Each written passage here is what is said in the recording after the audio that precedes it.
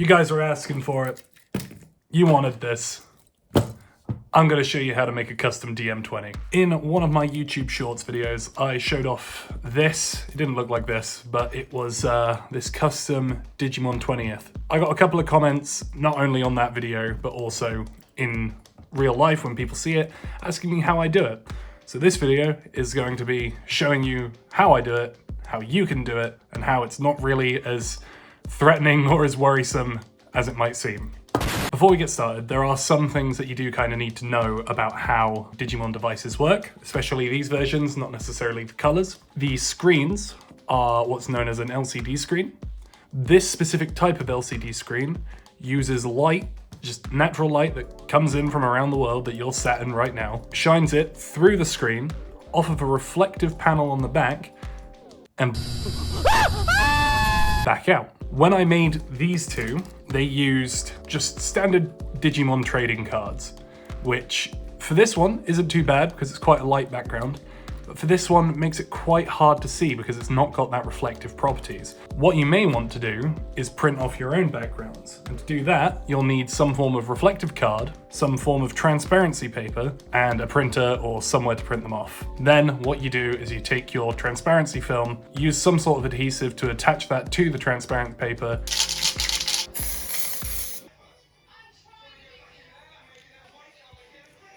you cut out your backgrounds, and you're left with something like this. So these are the same as what I have in here, but they're just a bit more reflective, which should help with the image quality on there. Future Uchu here, just wanted to inform that as long as the background is kind of bright, you don't necessarily need to use reflective paper.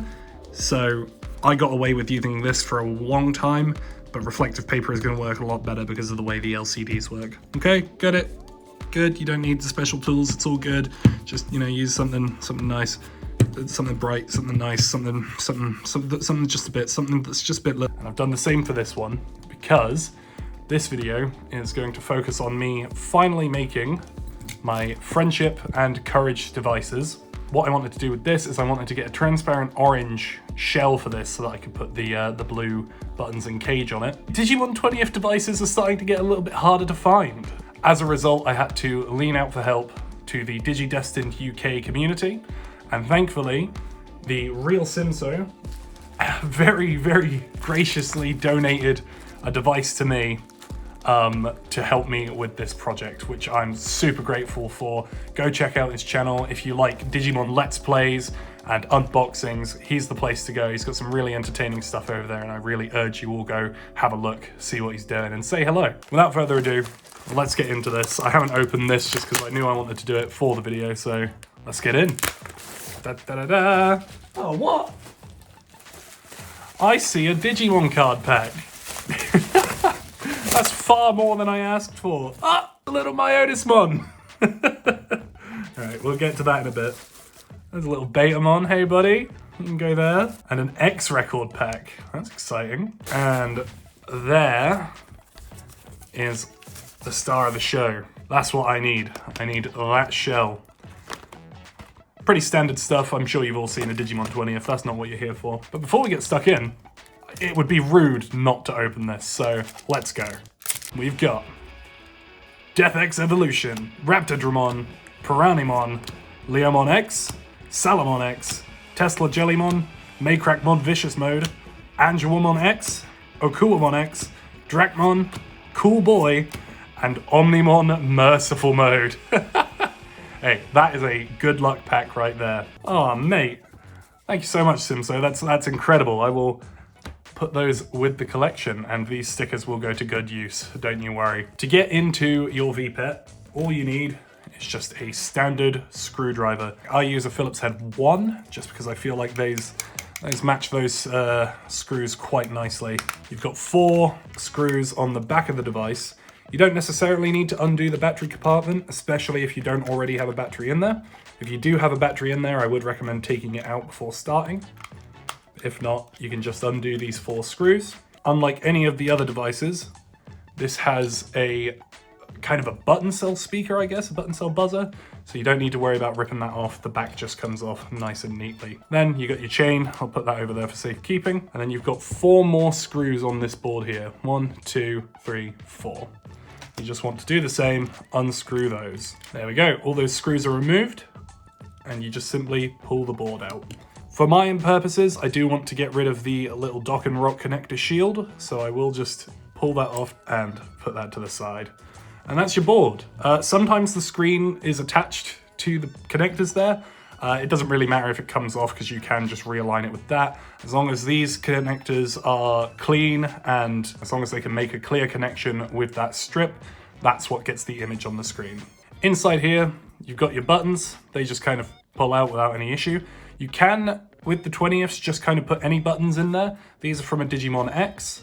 You can push the screen out through the front. You've got something to hold the screen in place. This used to be a bit of foam on the originals. There's that Digimon card that I used for this, and we will be replacing it with this one. I can't remember the exact dimensions for a background, but I'll put it on screen here. These 2 prongs, they keep the cage in place.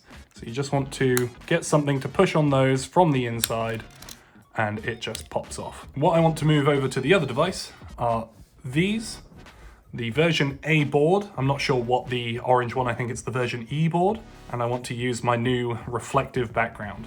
Next up is this Digivice, or VPET. I need to get into the habit of calling them VPETs and not Digivices, because they are not Digivices, they are VPETs. Or maybe they are. Argue in the comments about it, I won't read them. Should just slide on out. That is what we want. So out it comes. This is brand spank. Has this ever been opened? No, I suppose I had to see it, unseal it. Oh, SIMSO, mate. You didn't have to send me a brand new one. You legend. Let's get into that. It's exactly the same. You got your 4 screws, but I will take the battery out just so that we don't cause any damage to the board. I don't think you would if you didn't take the battery out, but it's better safe than sorry. And that's the back off. And then once again, 1, 2, 3, 4 screws, and this is a version E board. Fun fact, the Digimon 20th version E was actually my first ever VPET, and that was gifted to me by the very lovely 9th Digidestined when I first ever met him. So there you go, friendship in the making there. And here we go. As you can see, that's what I meant by sometimes the screen just comes with it. All you have to do is just kind of give it a little bit of a pry and it will come off without any issue. I need to take that dock and rock connector protector off. That's one empty board. There's your connector protector, green buttons, and put that to the side. Right, so first and foremost, you want to take the cage. You've got these 2 prongs here and you want to slide that in. I do want to note that you can't use OG cages from the original devices on the 20ths.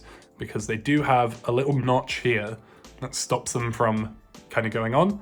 You got these 2 little notches, they just slide in to the back there and that clicks into place. Fantastic. We flip that around, take our screen, take the original background out of it. When you put the screen in, make sure that this little nub is in this little recess here. That just helps you kind of make sure everything's aligned. Get your background, make sure that's the right way up, the way you want it, and just tuck that in there. That should just sit nice and flush in there.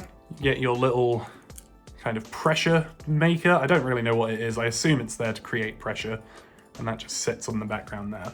Get your buttons, put those in there.